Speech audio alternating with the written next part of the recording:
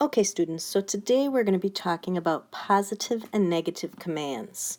We're going to be talking about the to, how to form to commands, how to form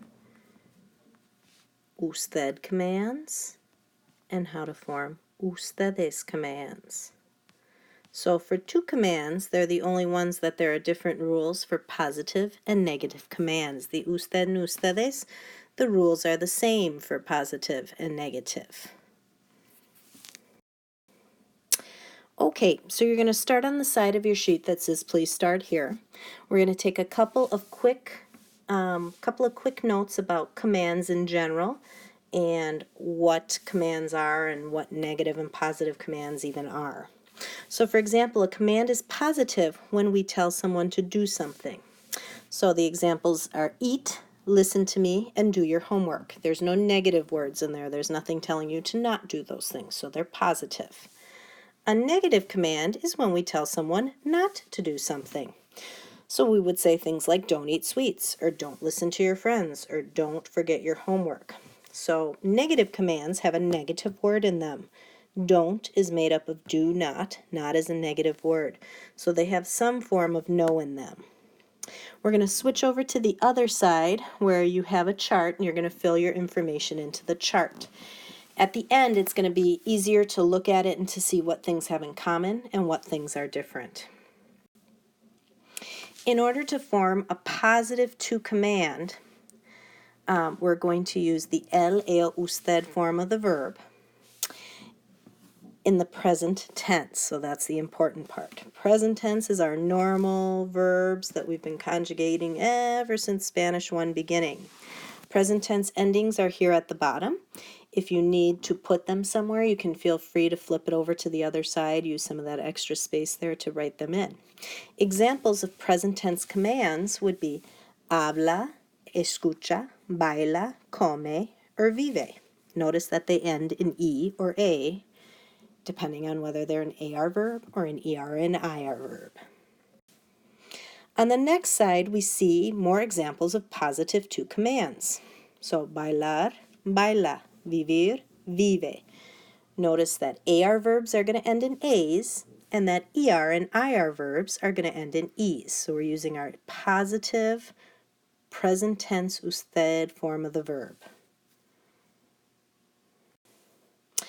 Of course, there are some irregulars. The irregulars are relatively easy to remember. I have thought of a dumb sentence for you. Ven diesel has 10 vet ponce. So, if you know the actor Vin Diesel, you know that his name fits perfectly into this sentence. It says, Vin Diesel has 10 weapons, and then the say is kind of extra. We got to go kind of Transylvanian on it to make it fit the sentence.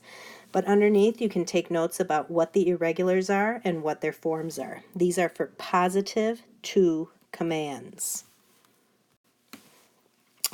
Examples. Pause this, take a moment, do some of these examples in the box where it says examples. If you look at the answers, we have haz la tarea, di la verdad, ten la manzana, pon el papel, ven más cerca, or sal con tus amigos. These use the irregular positive to commands. Notice we're not telling anybody not to do something. These are all for telling people to do things. Okay, so we need to review pronouns. Pronouns become important with commands when we don't want to keep repeating different parts of the sentence. So when we do direct object pronouns answer the question who or what. So if I say, I buy my mom flowers, I buy my mom what? I'm going to buy her flowers. That's my direct object pronoun. So the way that this works is there are 4 forms, the lo, la, los, or las. We have a masculine singular, we have a masculine plural, we have a feminine singular, and a feminine plural. So if I do my masculine plural, lo, feminine is la, los, las. So if I want to say I bought las flores, I'm going to replace it with las. If I want to say I bought a book A book is el libro, and I would use lo to replace el libro. So the lo, la, los, or las depends on what is being replaced. Indirect object pronouns talk about to whom or for whom. So if we say, I bought flowers for my mom, for whom did I buy the flowers? I bought them for my mom. So if I were going to replace my mom in that sentence, I would use le. If I wanted to replace to us or for us, I would use nos. If I wanted to replace to them or for them, I would use les. Next, we have reflexives. We know the verb ducharse. If we take the verb ducharse, we know that the first thing that we have to do is we have to kick that se to the front, and then that se changes depending on what it is that we're talking about. So when we have a to command, we're always going to use te as our pronoun. If we have an usted command, it would be se, or ustedes would be se as well. So pronouns match the person who's doing the action with reflexives.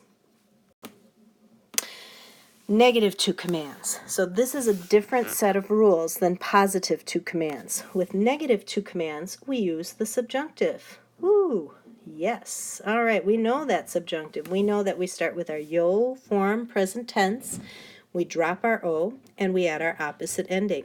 So we know if it's an AR verb, it's going to end in ES. If it's an ER or an IR verb, it's going to end in AS. You do not need to use pronouns, but you could.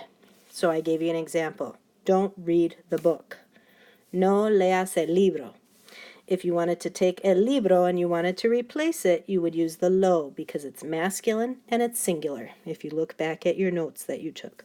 No lo leas. Now you try it. So we say no hacer la tarea, no decir la verdad, no tener una manzana, no poner el papel, no venir más cerca y no salir con tus amigos. Answers look like this. No la hagas. The la is replacing la tarea. No la digas. That you're saying don't you tell it. It being la verdad. No la tengas. It being la manzana. And so on and so forth. Notice that with poner and tener and venir and decir and salir and hacer, these are all go verbs. So just like they are irregular in the yo form, they are also irregular in commands because we use the subjunctive.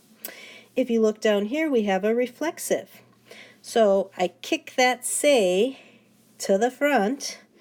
My no comes first, my te, because it's a to command, and I say no te despiertes. It's an AR verb. It gets an opposite ending. Usted commands. So you can form usted commands by using the subjunctive in the el, usted form. That easy. Positive and negative commands follow the same set of rules, and both use the subjunctive.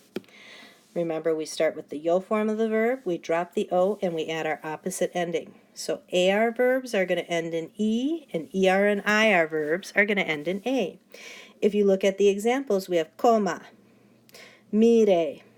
I can also say no coma, no mire. Positive and negative have the same set of rules. So unlike to commands, usted commands are simple. Easy peasy. Moving on, we're talking about ustedes commands. Ustedes commands work just like usted, except that they're going to end in an N, just like an usted verb. So when we talk about usted, I'm talking about this part of the chart over here. So you see that they're either going to end in an AN or an EN, and that they use the subjunctive and follow the same set of rules. So from the verb abrir, we get abran, opposite ending. Sacar becomes saquen. Escuchar, escuchen, y hablar, hablen. I can say hablen or no hablen. Escuchen, no escuchen. In usted and ustedes commands, positive and negatives have exactly the same set of rules.